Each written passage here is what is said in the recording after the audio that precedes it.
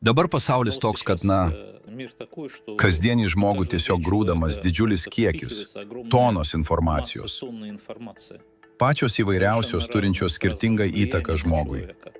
Ar yra kokie nors atramos taškai, kad žmogus nesusipainiotų, o tvirtai stovėtų ir žengtų kitą žingsnį tolyn savo vystymėsi? Į ką jam atsiremti?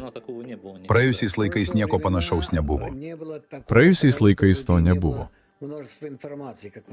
Nes žmonės neturėjo tokios informacijos gausos, kaip teisingai pastebėjote.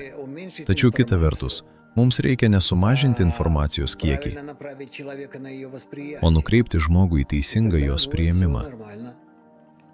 Ir tada viskas bus gerai. Žmogus labai greitai, teisingai ir gerai atrinks visą informaciją, kuri bando į jį įsismelkti. Žinoma, daug kas yra labai įdomu, bet aš negaliu visko išgirsti, visko perskaityti, visko pamatyti ir apskritai per visus savo 5 pojūčius negaliu praleisti visos informacijos, kuri pasaulyje nuolat atsinaujina. Tai tiesiog neįmanoma. Be to ir nereikia daryti. Kiekvienas iš mūsų norom nenorom vis tiek tampa tam tikru filtru mus supančios informacijos sraute.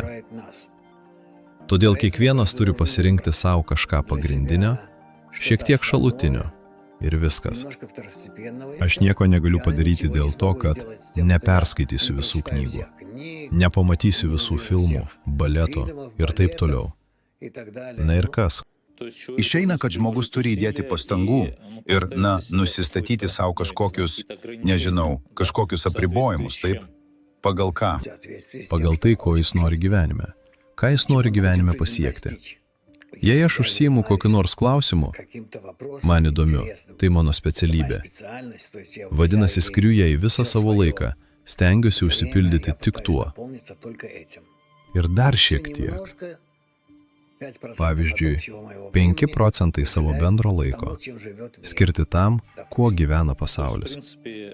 Iš principo, visa tai, kas yra nereikalinga aplink žmogų, nėra nereikalinga. Tai sukurta tam, kad žmogus tai atfiltruotų?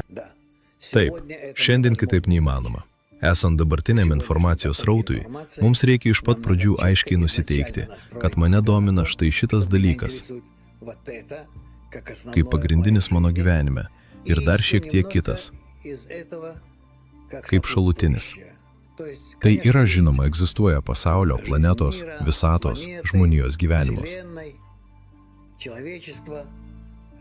Man iš to taip pat reikia kažką žinoti.